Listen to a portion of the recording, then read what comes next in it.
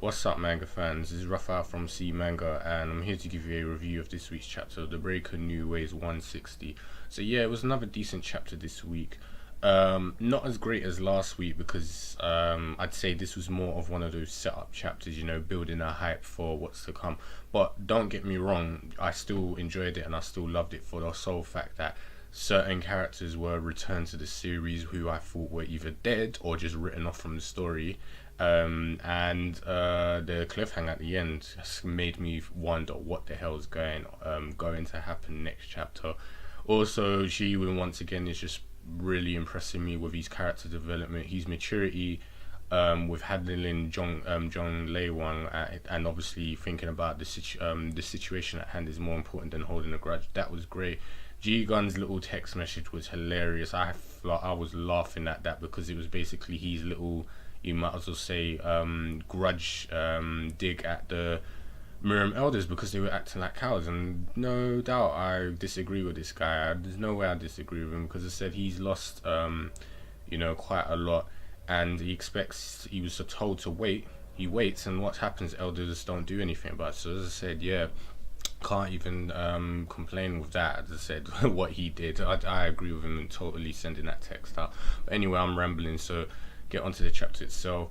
As I said, how these chapters usually roll. They literally direct continuation from the last one. So yeah, Shi-Woon's gone down in the lift and left So-Chun and Jang and he's the other guy basically to stand there and contemplate like, whoa, he didn't even say hello or anything.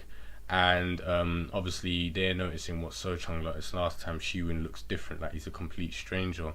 But what's more important now, there was another text sent which I mentioned from Ji-Gun, and it was basically used on the Mirim emergency number, which is obviously only used for this emergency moments. So yeah, basically it was Ji-Gun sending out a widespread Mirim message, basically saying that the SUC have attacked downtown and the New Alliance building in the name of Nyan Arts. And he's basically saying the elder Mirims know about it, but they're too scared to do anything about it despite knowing about it. And this angers the elders in the hall when So-Chun arrives, because he says, yeah, I'm here to obviously humbly give my greetings.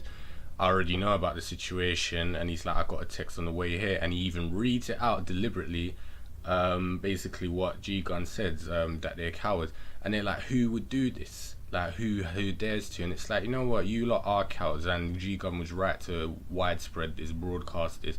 And we see Ji-Gun arguing with Sarah Kang. She said it was a bad thing to do that, that kind of obviously wording isn't appropriate, and they're obviously going to straight away accuse them because they know about this and they're obviously not on terms with the clan elders. So she's saying you shouldn't have done that, we're going to get blamed for it. But Ji-Gun's like, I don't care, you told me to wait, Sarah Kang. I did as you told.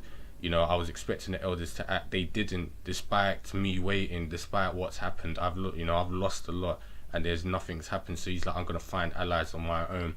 And Sarah Kang tries to reason with him, saying that if the elders have given up, no one below them is going to follow you too. But luckily, some hope shows up for him. The Shinhyup clan return.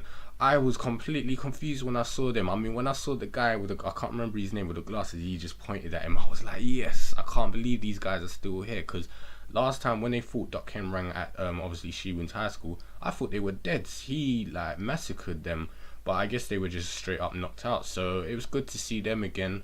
Ji-Gun said, oh, well, it looks like there's some people in the Mirim who still have obviously values and morals. So he's like, don't worry about it, Sarah Kang. I've got some guys to help me. And it's really good that they came back to him, because Ji-Gun was the one who set it up, and the fact that they still stick by him, I was really happy to see the Shinhyup clan return. So I can obviously imagine Ji-Gun is going to go over and join Shi-Woon at the stadium.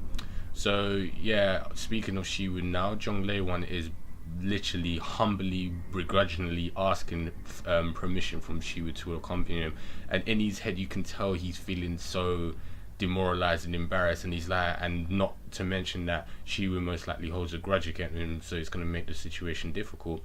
But as I said, Shi-Woon once again mature. He's like, what are you talking about? Why are you asking me? It's like, aren't you supposed to go there and help people anyways? Like, you don't need my permission. And this shocks like Jong-Il. He's like, this kid, what is with him? It's like, doesn't he have a grudge against me? Even Jae-Il was thinking, doesn't he have a grudge? And he even goes so far to offer him a ride. He's like, do you need a lift there? And Jong-Il was like, no, cool, I've got a ride.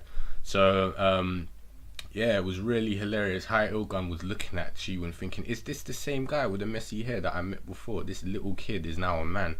And once again, as I said, Shi-Woon's, you know, just doing what he's doing. He's been a great, obviously, Gaiju, and as I said, a mirror in altogether. He's really impressing me and making, obviously, tactical decisions. As Elder Kon says, he said, very well done, Shi-Woon. He's like, having him on our side is obviously going to benefit us, because then we can get our government help.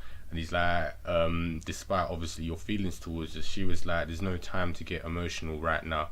We need all the help we can get. Getting the government on their side will be the best thing possible. So yeah, Shi-Woon's like really tactically planning this all out. So the next thing I was impressed about was he asked for Gyu-Bum, and he's already been reinstated. So yeah, the Southern Red Star has returned, and I was happy because when he was, you know, decommissioned and basically put into discipline training, I was upset. I was thinking, gosh, he's gone for a while. But now one of the 4 supernovas have returned to the scene. He was always protective of Shi-Woon and a strong person, so I can't wait to see him back in action. And Dae-san was there as well, you know, talking with him. He was basically thanking him and everything. But obviously, Gyu is feeling guilty about what happened to the previous chief. And then this is when we have the major cliffhanger. Dokhengrang arrives as all the Sun-Woo was about to leave with Gyu, and he's just walked in calmly, and I'm just like thinking, okay, what is this guy up to? Is he there, you know, on orders from the SUC, or is he there on his own accord? Because when he left Chun-Woo before, he pretty much left on bad terms. He had no intention of in my opinion, helping him. He even questioned Jae-Gal. He's like, I don't know what you're doing, what plan you're up to, but it's like, I see through it. So I can either assume that he's there under orders with and he's most likely there to prevent, you know, the Sun-Woo from attacking, or he's there on his own will. He's cut himself off from the SUC and he's come to the Sun-Woo, I don't know, maybe to join them up, or maybe he was looking for Shi-Woon to ask more about Chun-Woo or something. I really can't think why he's there. As I said, it's either to fight or join. But when I thought about the Shi-Woon issue, talking to him, I was like, didn't he think he was dead before he left him? So as I said, he might not be there for that. But as I said, I'm getting muddled up. I can't think why he's actually there. But Dokhengrang's there. And what's he gonna do next time? So is he there to fight, or is he there to join? We'll see next time. As I said, really looking forward to what's gonna happen, and I thought this was a good setup chapter. So yeah, that's pretty much all I can think about or say today. As I said, I'm glad to see the Shinhyup clan, and obviously the Southern Western Red Star is back. Gyu-Bum is back in the scene, and I can't wait to see what's gonna happen next. If he has to fight Dokhengrang, it'll be interesting to see how strong he is against him and what will happen next with that. So yeah, as I said, that's all I could say. You guys know the usual. If you got any comments, opinions, predictions about this chapter, next chapter, leave them in the comment box below. And also, if you're new to the channel and you enjoyed this video, subscribe for more content, as you'll find some little series to this, and I'll speak to you guys next time.